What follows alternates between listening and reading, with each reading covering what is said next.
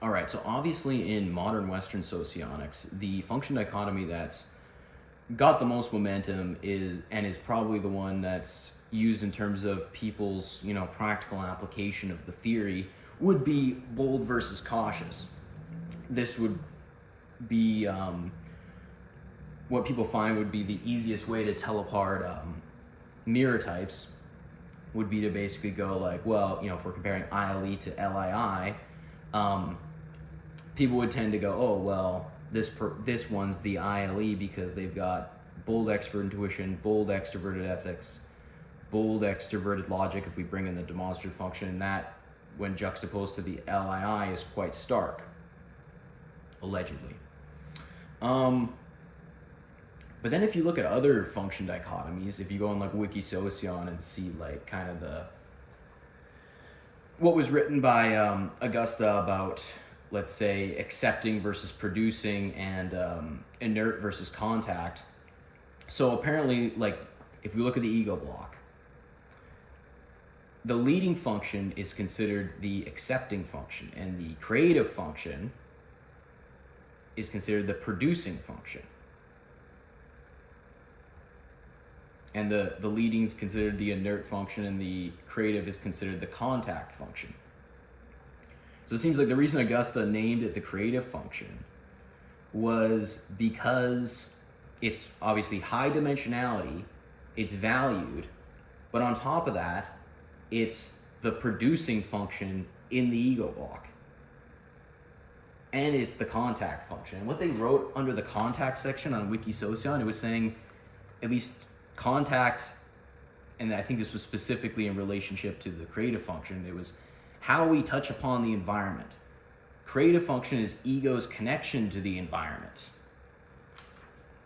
So right there, it almost makes it sound like the creative function would be like what people would notice if we went by like old school like Augusta ideas.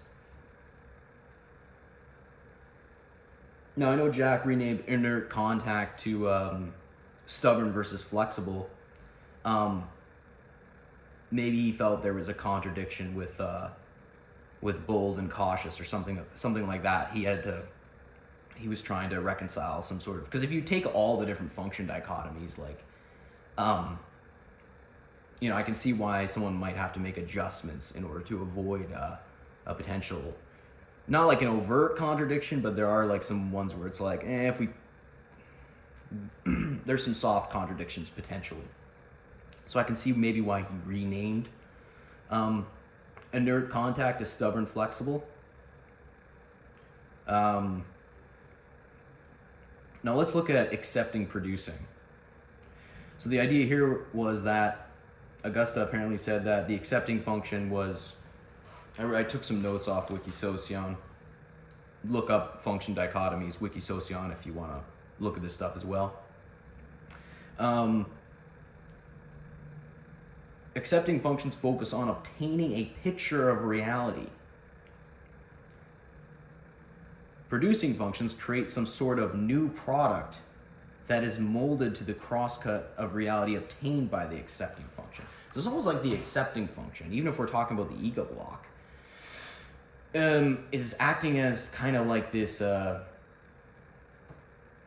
this filter that is saying yay or nay to information. It is, it's accepting what is or isn't about reality. If we're talking about, this applies the best probably to the leading function as far as accepting producing goes. What is or isn't true about reality. And then the producing function in the ego block, which is the creative function, has to then, it then works within those parameters.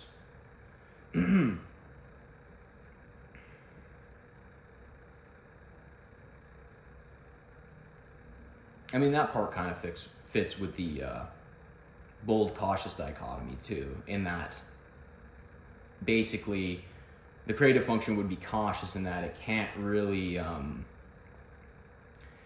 it can't extend itself beyond what has been accepted by the leading function. So that maybe works well with the bold cautious dichotomy.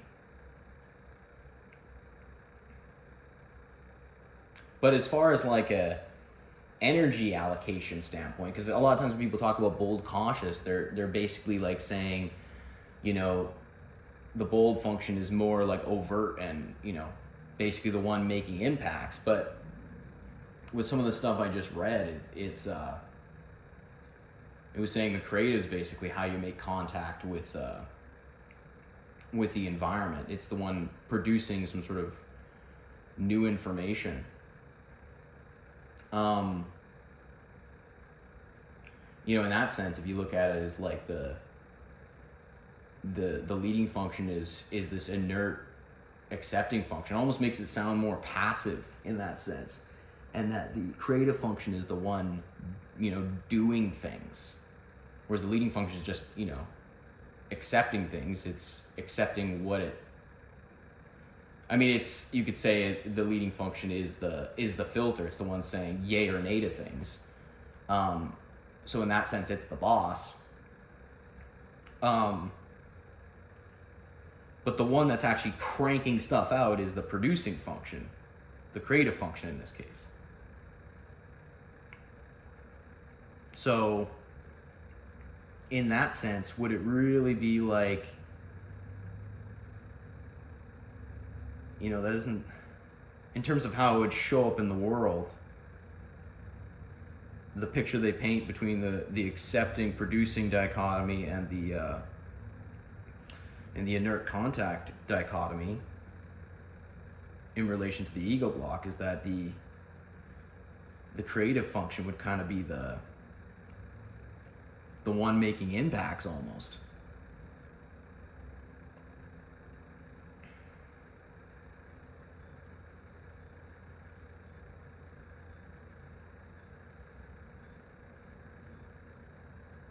And it's funny because like someone like Jack Aaron at WSS, he often gets accused of being, I've seen a few comments where people like accuse him of being like a TI lead or some sort of rational type. But if we followed like Augusta's stuff here, it's, I mean, maybe that would make sense for an ILE because it's almost like the leading function. Yes, it's the one saying yay or nay to things. It's the accepting, the leading function is the accepting function. It's the inert function in that block. But in a way, it's kind of, it's not the one putting stuff out. So you could almost imagine, at least in Augusta's view, that the TI of the ILE would be the more obvious thing.